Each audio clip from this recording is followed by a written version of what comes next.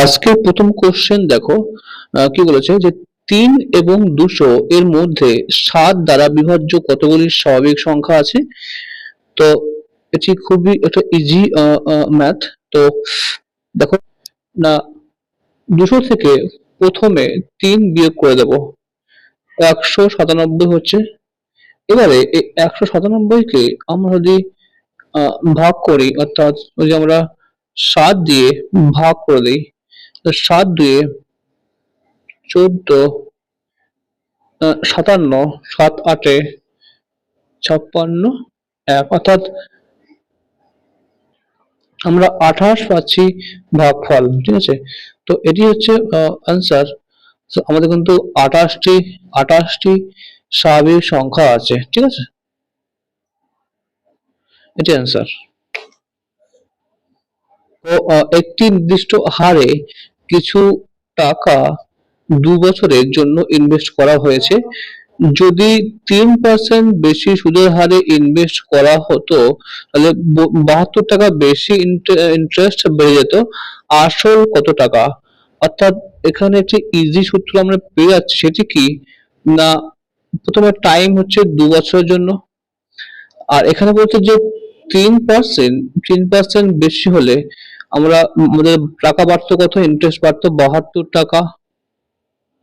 তাহলে এখানে 3% 72 টাকা হলে তাহলে 1% কত হয়? 1% হচ্ছে 72/3 সমান সমান 24 টাকা। ঠিক আছে, তাহলে 1% 24 টাকা হলে 100% কত? অর্থাৎ 100% সমান সমান 2400 টাকা। এই 2400 টাকা কিন্তু আমাদের 2 বছরে বলেছে, তাই 1 বছর হিসাবে কত হবে? 1200 টাকা। অর্থাৎ আমাদের 1200 টাকা আসল হতে অ্যান্সার হবে 1200 টাকা। ঠিক আছে, এটি অ্যান্সার। যে 1/2 এবং 3/5 এর মধ্যে অবস্থিত রেশনাল নাম্বারটি নির্ণয় করো। অর্থাৎ 1-এর 2 এবং 3-এর 5 এদের মধ্যে রেশনাল নাম্বারটি নির্ণয় করতে হবে। তো আমাদের প্রথমে কি করব? প্রথমে আমাদের কি করতে হবে? 1-এর 2 প্লাস 3-এর 5 এটাকে 2 দিয়ে ভাগ করতে হবে। তো এটাকে প্রথমে এটাকে আমরা করব। প্রথমে এটাকে আমরা সহজ করে নেব। অর্থাৎ 10 10 তারপরে 5 এবং 6 বাই 2 কত হবে? এটা হচ্ছে 11/10/2 সমান সমান কত হবে? 11/20। অর্থাৎ যদি আমরা এটি প্রায় কত হবে? প্রায় এটাকে 11 এক এক করে বাড়াও, বাড়লে কত হয়? 12। এটাকে 21, 4/7। অর্থাৎ যদি আমরা 11টাকে 12 করতে চাই বা করি, বা 20টাকে 21 করি, তাহলে কি হবে? আমাদের অ্যান্সার হবে 4/7। অর্থাৎ 4/7 হচ্ছে রেশনাল নাম্বার। ঠিক আছে, এটি অ্যান্সার। দেখো হচ্ছে 8 কেজি চিনির দ্রবণ থেকে 2 কেজি জল বাষ্পীভূত হয়ে গেছে, যাতে 5% চিনি আছে। এখন দ্রবণে কত পার্সেন্ট চিনি আছে?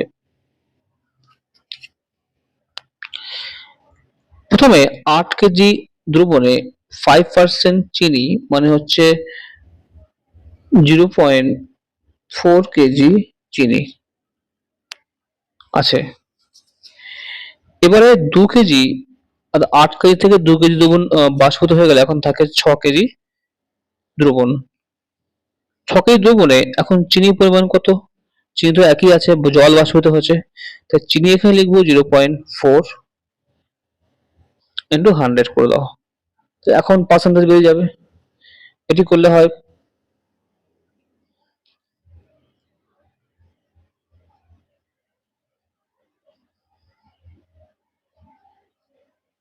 40/6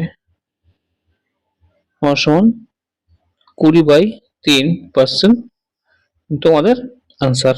ঠিক আছে, এটিকে আরো ভাঙলে হয় 6.2/3% চিনি আছে। ঠিক আছে, একটি ট্রেন 30 মিটার পার সেকেন্ড গতিতে যায় এবং এটি 600 মিটার দীর্ঘ একটি প্ল্যাটফর্ম 30 সেকেন্ডে অতিক্রম করে। ট্রেনটির দৈর্ঘ্য বা লেন্থ কত চেয়েছে? আচ্ছা, প্রথমে কি করবে? প্রথমে দেখো এখানে আমরা জানি যে টাইম ইনটু স্পিড সমান ডিস্টেন্স। যদি আমরা টাইম 30 সেকেন্ড আর এখানে স্পিড 30 মিটার/সেকেন্ড, এর গুণ করলে আমরা পাই 900 মিটার। এই 900 মিটার সেখানে যাচ্ছে। আর যেহেতু প্ল্যাটফর্মটির দৈর্ঘ্য 600 মিটার, আমরা কিন্তু এখনো 900 থেকে 600 বাদ দিলে হয় 300, 300 বাকি থাকছে। এই 300 মিটার হচ্ছে আমাদের ট্রেনের দৈর্ঘ্য। ঠিক আছে, তো এটি অ্যান্সার। নেক্সট দেখো, যে একটি ট্রেন 200 মিটার দীর্ঘ একটি 100 মিটার দীর্ঘ ব্রিজ 6 সেকেন্ডে ক্রস করে। ট্রেনটি অন্য একটি ব্রিজ দৈর্ঘ্য 200 মিটার ক্রস করবে কত সেকেন্ডে? আমরা পাচ্ছি এখানে যে ট্রেনটির দৈর্ঘ্য 100 প্লাস ব্রিজের দৈর্ঘ্য 100, 200 মিটার ক্রস করে 6 সেকেন্ডে। আর স্পিড কত? Speed 200/6, 100/3 metre per second.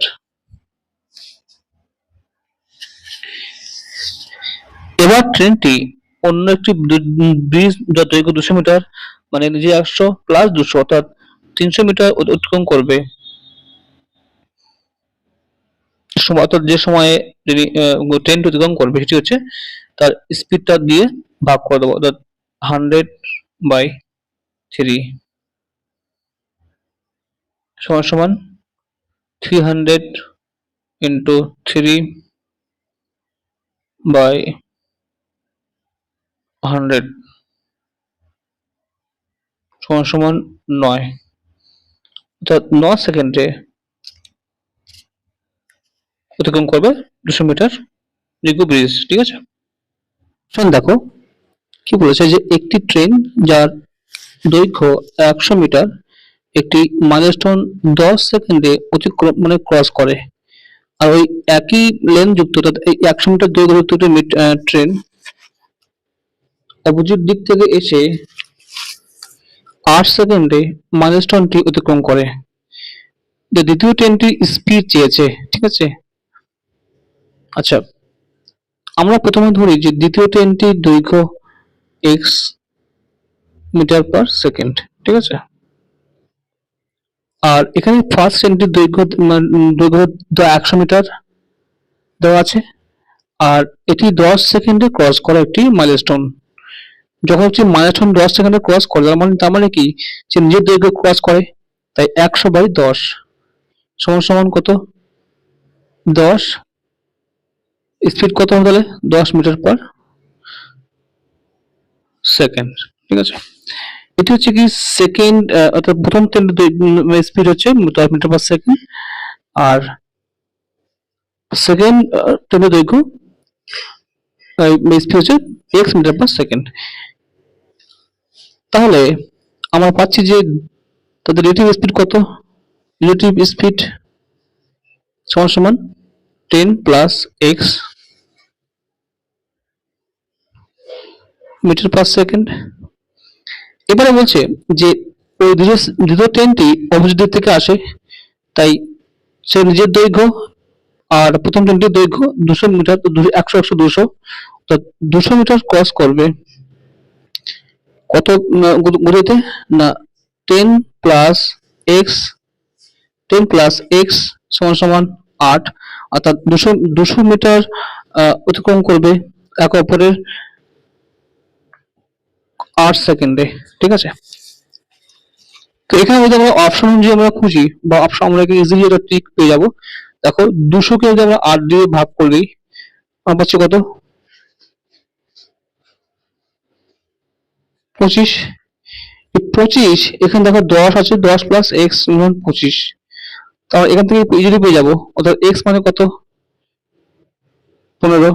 ঠিক আছে, মুখোমুখি আনসার করে দেবে। তো x যদি 15 হয়, মানে 15 মিটার/সেকেন্ড।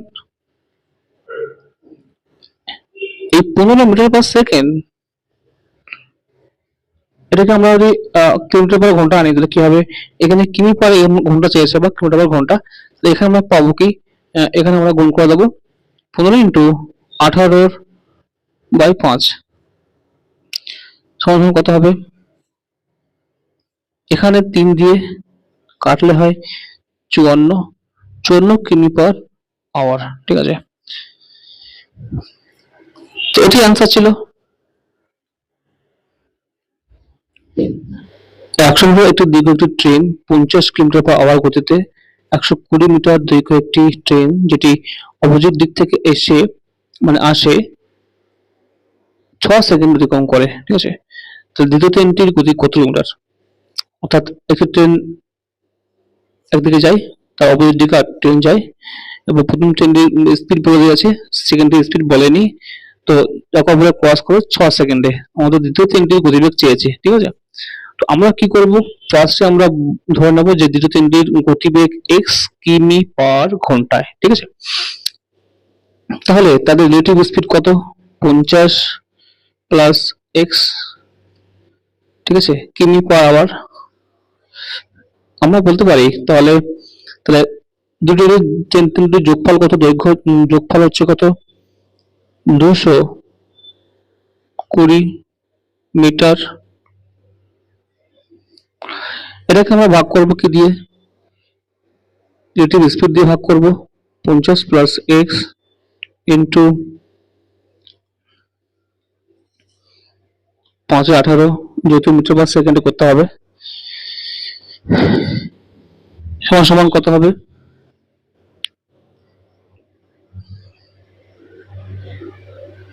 6 সেকেন্ড। এটি 6 সেকেন্ড ক্রস অতিক্রম করে। আচ্ছা, তো আমরা এখান থেকে কি পাই? সমান সমান 30 ইন্টু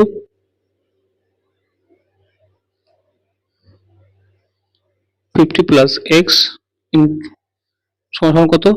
39, 3960 সমান সমান 30x সমান সমান কত?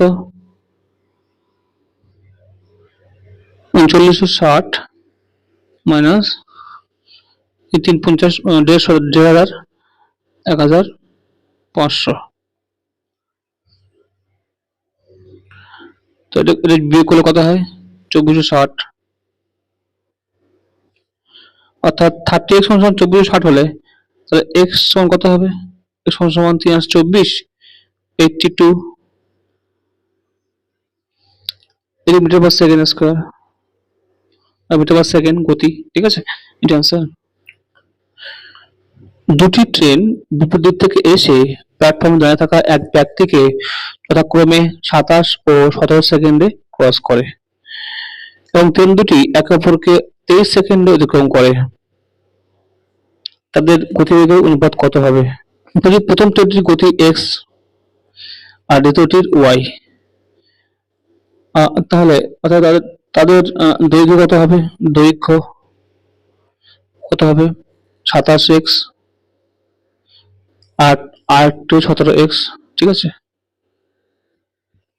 অর্থাৎ আমরা বলতে পারি যে 27x plus 17x by x plus y সমান সমান 23। ঠিক আছে, 27x প্লাস 17y সমান সমান 23x প্লাস 23y, অর্থাৎ এখান থেকে x y এর মান বিয়োগ করলে আমরা পাই 4x সমান সমান 6y, অর্থাৎ x বাই y সমান সমান 6/4 সমান সমান 3/2, অর্থাৎ 3:2। ঠিক আছে, এটি অ্যান্সার। একজন জেলে স্রোতের বিপরীতে যায় 2 কিলোমিটার যায় 20 মিনিটে এবং ফিরে আসে 15 মিনিটে। স্রোতের গতিবেগ ঘন্টায় কত কিলোমিটার চেয়েছে? আচ্ছা, এখানে আমরা কি করব? প্রথমে স্রোতের বিপরীতে স্পিড কত হবে? 2 কিমি গিয়েছে, আর 20 মিনিট মানে হচ্ছে 20 বাই আমরা 60 করব, মানে হচ্ছে 2/20 ইন্টু 60 মানে 3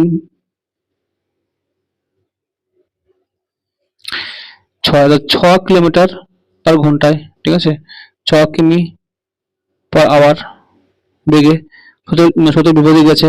তাহলে স্রোতের মানে দিকে গিয়েছে কত, ফিরে এসেছে, ডাউন স্পিড কত হচ্ছে 2 কিমি। এখানে 15 ইন্টু 60 করে দাও, 4 15 60 সমান 8 কিমি পার ঘন্টায়। 6 কিমি হচ্ছে আপ স্ট্রিম আর 8 কিমি ডাউন স্ট্রিমে গতি, ঠিক আছে। এবার হচ্ছে স্রোতের গতি কত ঘন্টায়। স্রোতের গতি আমরা জানি কি, যে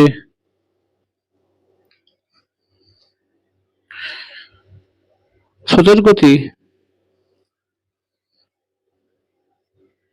মানে ডাউন স্পিড আর আপ স্ট্রিমের বিয়োগ করলে তার 2 দিয়ে ভাগ করে দিলে আমরা পেয়ে যাব 8 - 6/2, অর্থাৎ 1 কিলোমিটার আওয়ার। অর্থাৎ স্রোতের গতি হচ্ছে 1 কিলোমিটার আওয়ার, কিন্তু আনসার, ঠিক আছে। দেখো বলছে যে এক ব্যক্তি 1 কিলোমিটারের 3/4 অংশ নৌযাত্রা করে কত কত মিনিটে, না 11.14 মিনিটে, আর ফিরে আসে 7.5 মিনিটে, ঠিক আছে। স্থির জলের নৌকার গতিবেগ কত চেয়েছে। আচ্ছা, আমরা প্রথমে কি করব, না 11.1/4 মানে কত, 11 40 1 45, অর্থাৎ 45/4 মিনিটে যাত্রা করে 3/4 কিলোমিটার, ঠিক আছে, আপ স্ট্রিম। তাহলে 1 ঘন্টায় যায় কত, 1 ঘন্টায় যাবে কত, তো 3/4 ইন্টু 4/45 ইন্টু 60 সমান সমান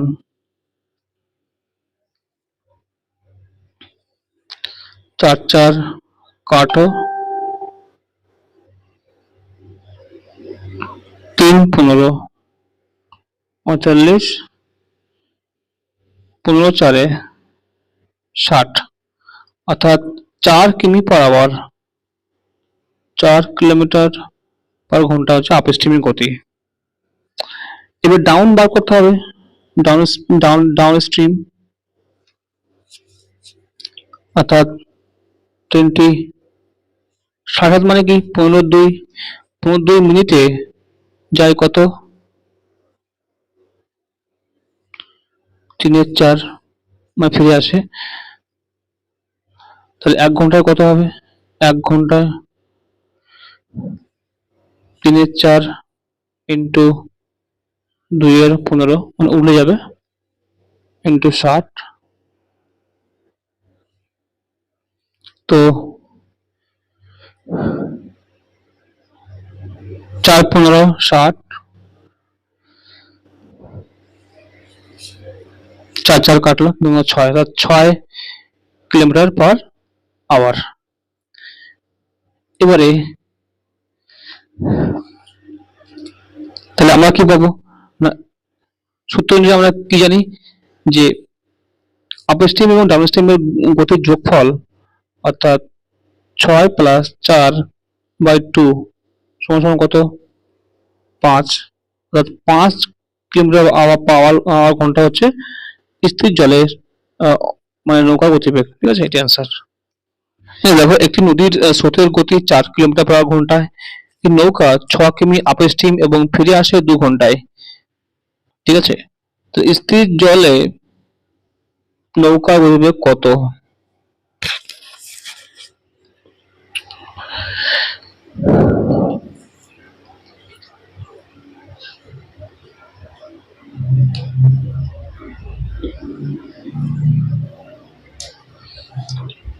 আচ্ছা, আমরা প্রথমে কি করব, ধরি নৌকাটির গতিবেগ x, মানে স্থির জলে, ঠিক আছে, গতিবেগ x কিলোমিটার পার আওয়ার, ঠিক আছে। তো আমরা কি বলতে পারি যে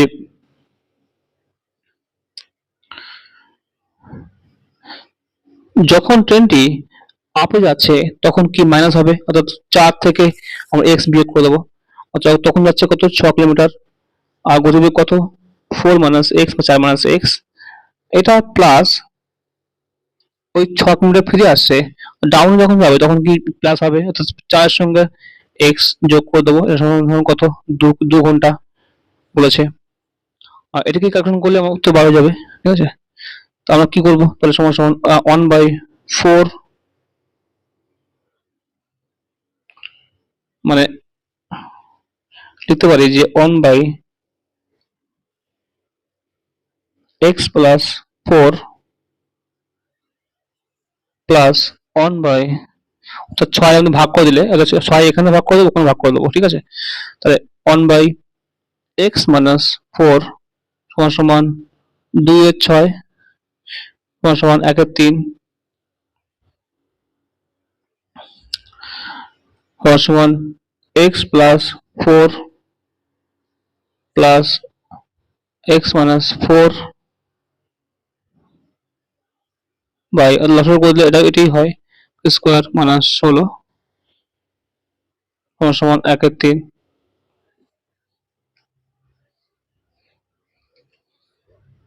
সমান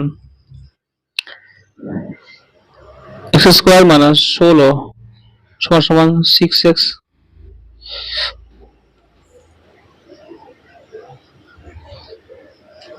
সমান সমান x² মাইনাস 6x মাইনাস 16 সমান 0 লিখতে পারি।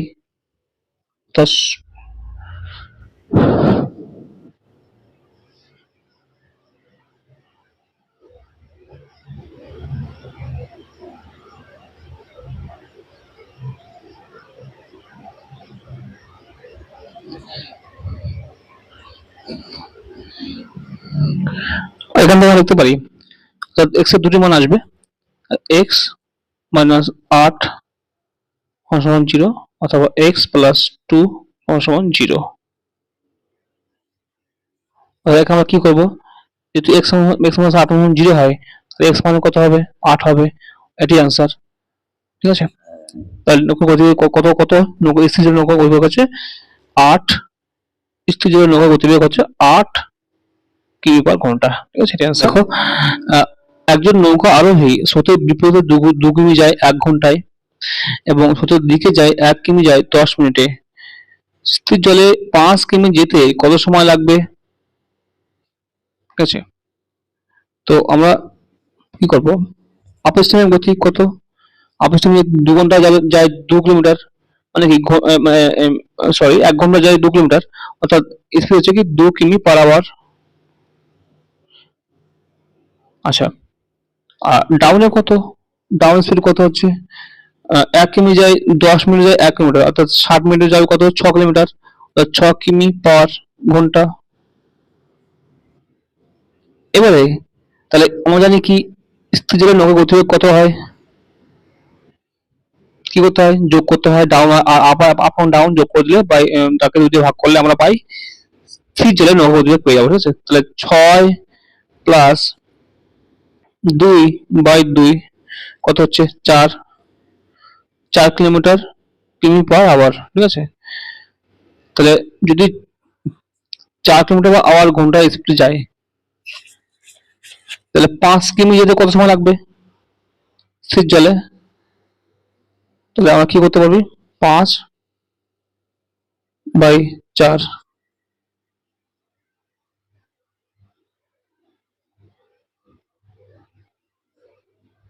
অর্থাৎ 1 ঘন্টা 15 মিনিট, ঠিক আছে। 1 ঘন্টা 15 মিনিট লাগবে, 1 ঘন্টা 15 মিনিট সময় লাগবে, ঠিক আছে। দেখো বলছি যে কোন অনুপাতে স্পিডের সাথে জল মেশাতে হবে যাতে ক্রয় মূল্যে বিক্রি করেও 20% লাভ হয়। এখন এটি সিম্পল ভাবে করলে এটি হবে, ধরুন মনে করুন যে 100 কেজি 100 কেজি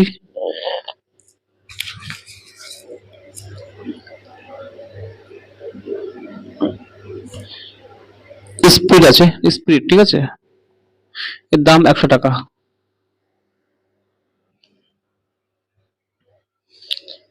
তো এটিকে বিক্রি করবো কত? এটি সেলিং প্রাইস কত কত কত কত করতে হবে? 120 টাকা। কিন্তু সে বলেছে সে কিন্তু সেটি ক্রয় মূল্যে বিক্রি করবে, অর্থাৎ 100 টাকায় কিনেছে।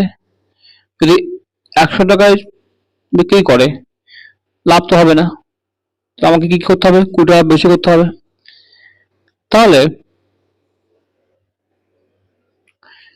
এখানে 100 কেজির সঙ্গে আমাদের এক্সট্রা কুড়ি কেজি জল মেশাতে হবে।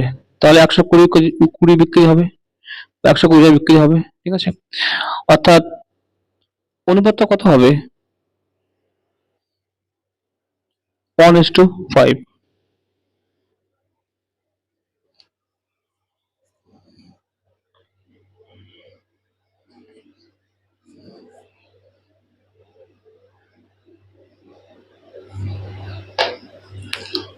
অর্থাৎ 5 জল ও 5 স্পিরিট এবং 1 জল অনুপাতে, ঠিক আছে, এটি অ্যান্সার। দেখো একটি বালতিতে 40 লিটার দুধ আছে, যার দাম 3 টাকা 50 পয়সা প্রতি কেজি দাম, ঠিক আছে। তো ওই দুধে কত লিটার জল মেশাতে হবে যাতে দুধের দাম 2 টাকা প্রতি কেজিতে নেমে আসে? আচ্ছা, এখানে দেখো 40 লিটার এর সঙ্গে আমি যদি 3 টাকা 50 পয়সা গুণ করি, আমাদের অ্যামাউন্ট দাঁড়াচ্ছে 140 টাকা। এখন আমাকে বলেছে এই 3 টাকা 50 পয়সা এটাকে আনতে হবে 2 টাকা কেজিতে, ঠিক আছে। এখন তোমরা বলো যে 2 টাকা 40 পয়সা যদি আমরা 2 কে এখানে ভাগ করে দিলে কত হবে? 70 হবে। অর্থাৎ দুধ লাগবে কত? 70 কেজি লাগবে, ঠিক ঠিক কিনা? এখানে আমি 40 লিটার দুধ আছে, এর সঙ্গে কত যোগ করতে হবে? 30, তখন 70 হবে। আর তখন 2 টাকা আসবে, অর্থাৎ যোগ করতে হবে কত? জল যোগ করতে হবে 30 লিটার, এটি অ্যান্সার। বলছে 10% হারে একটি আসল কত বছরে 3 গুণ হবে? 3 গুণ মানে 3 গুণ হবে, ঠিক আছে। মানে থাকবে 1, হবে 3। আচ্ছা, সিম্পলি আমরা এখানে যদি একটি সহজ বুদ্ধি খাটাই তাহলে কিভাবে দেখতে পাবো? ধরি আসল কত? 100 টাকা। আচ্ছা, যদি 10% সুদ হয়, 10% সুদ হলে 1 বছরে কত সুদ হয়? 10 টাকা। তো তাহলে 100 হতে গেলে তাহলে ক বছর লাগবে? 10 বছর লাগবে, 10 বছর। তো 10 বছরে কত হবে? 100 টাকা হয়। এটি কত গুণ? 2 গুণ হলো। তাহলে আরো আরো 10 বছরে কি হবে? 10 বছরে কত হবে? 100 টাকা হবে। তাহলে মোট সময় কত লাগলো? মোট লাগলো 20 বছর, ঠিক আছে। মোট লাগলো কত? 20 বছর। আনসার আছে 20 বছর, ঠিক আছে। হচ্ছে বার্ষিক 5% হারে কত টাকা সরল সুদ প্রতিদিন 1 টাকা করে পাওয়া যাবে?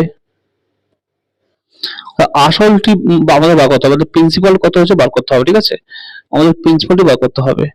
তো এখানে দেখো, এখানে আমরা দেখছি যে প্রতিদিন 1 টাকা করে মানে 365 টাকা হচ্ছে বছরে।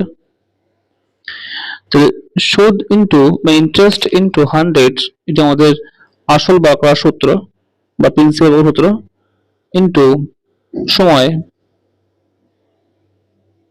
ইন্টু রেট 5:1, অর্থাৎ 5×20 100। তো 365 কত হয়? 730 শূন্য, অর্থাৎ 7,300 টাকা হচ্ছে আসল, ঠিক আছে। এটি উত্তর। হ্যাঁ, দেখো একজন ব্যক্তি বছরে 55.50 টাকা ক্ষতি হয় যখন সুদের হার 11.5% থেকে 10% নেমে আসে। আসলে কত টাকা তিনি ইনভেস্ট করেছিলেন? আমরা দেখতে পাচ্ছি এখানে 11.5 আর 10 ডিফারেন্স কত? 1.5%। এটি মানে বলছে এটি ডিফারেন্স, এটি সমান কত? এই ডিফারেন্স সমান সমান 55.50 টাকা। এক মানে কত? 55.50 বাই 1.5। তাহলে 100 মানে কত? এটিকে ডাইরেক্ট বসে দাও এখানে, ইন্টু 100। আচ্ছা,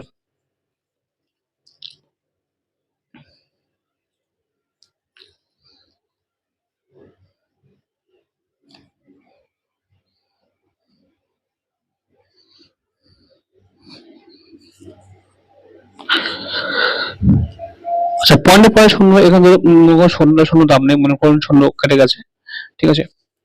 আচ্ছা, পয়েন্ট মনে করেন উঠে গেছে, ঠিক আছে। তাহলে কি করবো আমরা? 5 3 15, 5 20 100 বা 100।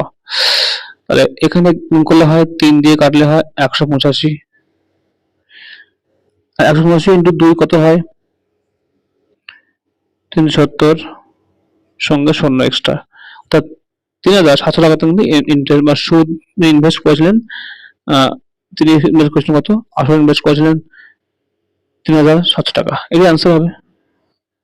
দুটি সংখ্যা তৃতীয় একটি সংখ্যার তুলনায় 20% ও 25% বেশি, এই দুটি সংখ্যার অনুপাত কত? তো মনে করি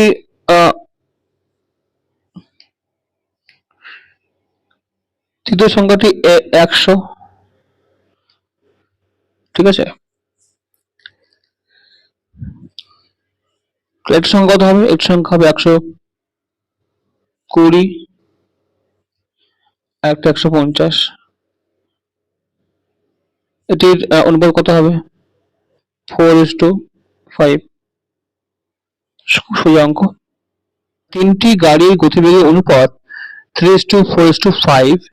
এক নির্দিষ্ট দূরত্বের সময় অনুপাত কত হবে? আমরা সবসময় জানি কি, সময় এবং গতিবেগের সবসময় ইনভার্স রেশিও হয়, অর্থাৎ যেহেতু এখানে গতিবেগের অনুপাত দেওয়া আছে, সময় অনুপাত কি হবে?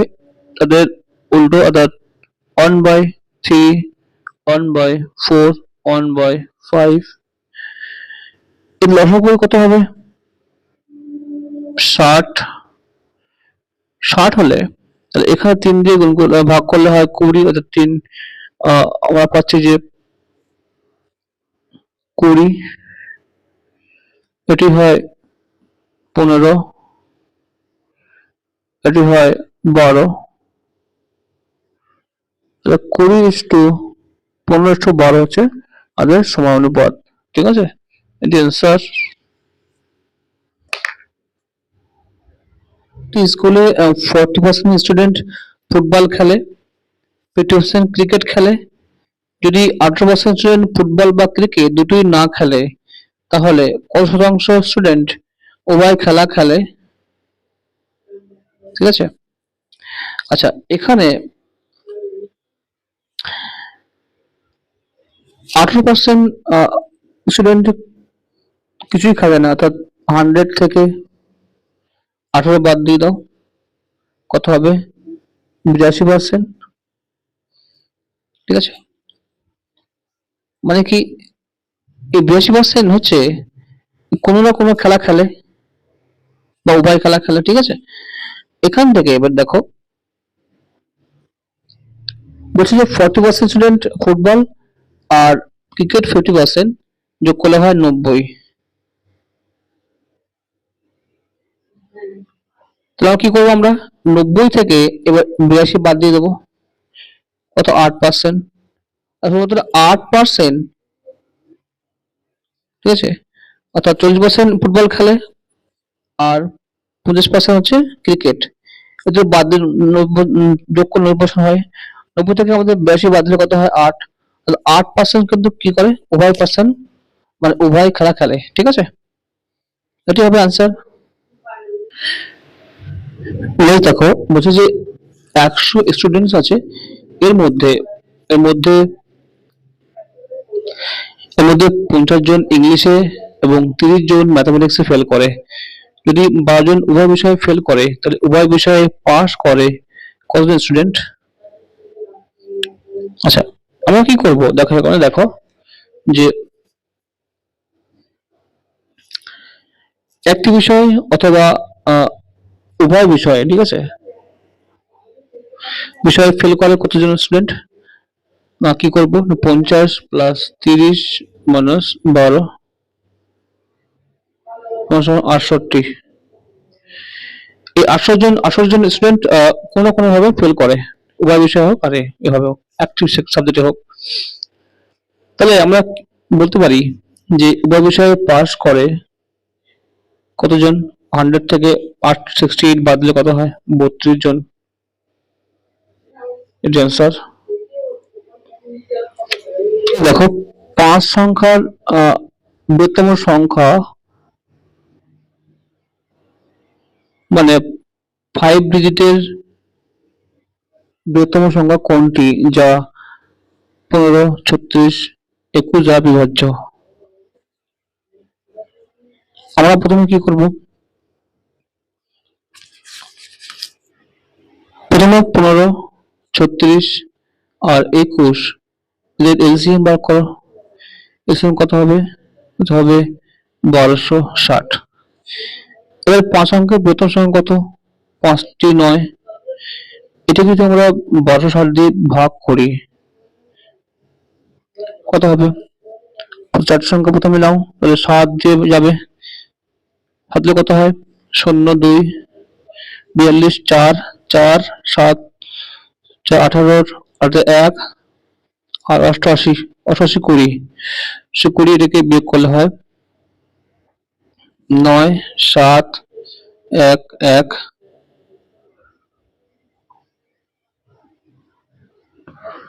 তো 9 নামাও। এবার কি হবে?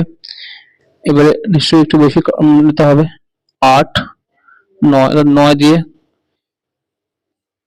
0, 0, 9, 6 জন্য 4, 5 হাতে 5, 18, 5, 23, 3 হাতে 2, 2, 11। অর্থাৎ আমাদের এখানে বিয়োগ করলে হয় 9, 5, 459 কিন্তু আমাদের ভাগশেষ থাকছে। এই ভাগশেষটাকে আমরা যদি আমরা 9, এই 5টি 9 এর থেকে বিয়োগ করে দিই, ওটা 460, 460কে বিয়োগ করলে আমরা পাই 9, 9, 5, 4, 0, ঠিক আছে, এটি অ্যান্সার।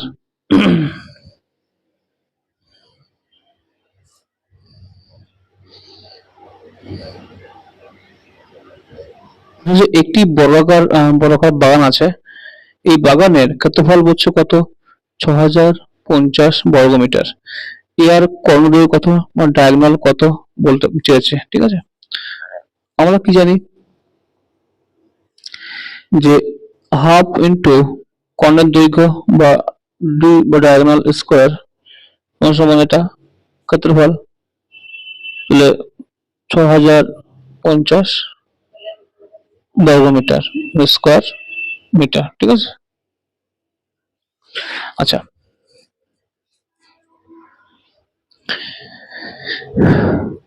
তাহলে আমরা কি বলতে পারি?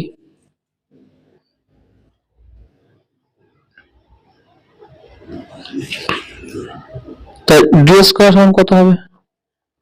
2 এদিকে গুণ করে দাও, তাহলে কত হবে? 121, মানে 12,100 হবে। তাহলে ডি স্কোয়ার সমান 12,100 হলে ডি সমান কত হবে? রুট করে দিতে হবে, রুট করে দাও, করলে কত হয়? 121 মানে 11, 11 মানে 110, ঠিক আছে। আপনার ডি মানে কত? 110, এটা অ্যান্সার। একটি বৃত্তের ক্ষেত্রফল 24.64 বর্গমিটার, এর পরিধি কত মিটার হবে? ঠিক আছে, আমরা কি জানি যে পাই আর স্কোয়ার সমান সমান ক্ষেত্রফল, এটি মানে কত বলেছে? 24.64। তাহলে আর স্কোয়ার প্রথমে ব্যাসার্ধ বার করবো, আর স্কোয়ার সমান সমান কত হবে? 24.64 ইন্টু পাই, পাই মানে 22/7, আর এখানে আসলে উল্টে যাবে, 7 এর 22, যারা 22কে ভাঙ কাটা যায় তাহলে কত হবে? 5 22, 2 26, 22 22, 44 অর্থাৎ এটি হচ্ছে 1.12 ইন্টু 7 সমান সমান 7.84। তো আর মানে কত? আর মানে হচ্ছে রুট 7.84 সমান সমান 2.8। আর মানে 2. ব্যাস, সে ব্যাস হচ্ছে ব্যাসার্ধ কত? আর 2.8। এবার 2 পাই আর হচ্ছে পরিধি, 2 পাই আর, তাহলে 2 ইন্টু 22/7 ইন্টু 2.8, যেটি হয় 17.60, ঠিক আছে, মিটার। এটি অ্যান্সার।